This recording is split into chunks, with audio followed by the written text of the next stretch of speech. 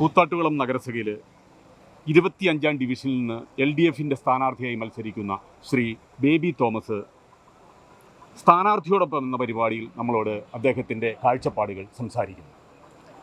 കഴിഞ്ഞ 5 വർഷമായി ഈ ഡിവിഷനിൽ LDF ഭരിക്കുന്നു, ഭരണമാണ് നടക്കുന്നത്. അതിൻ്റെ തുടർച്ചയായിട്ട് വീണ്ടും ഞാൻ അധികാരത്തിൽ വന്നാൽ ബാക്കിയുള്ള കാര്യങ്ങൾ കൂടി ചെയ്യുന്നതാണ്.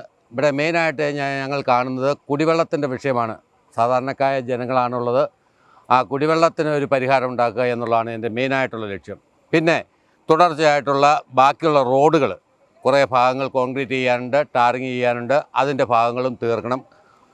നിലവിൽ ഓൺ ഫണ്ടിൻ്റെ അപര്യാപ്തത കാരണം അത് ഘട്ടഘട്ടമായിട്ടാണ് തീർക്കാൻ പറ്റുന്നത്.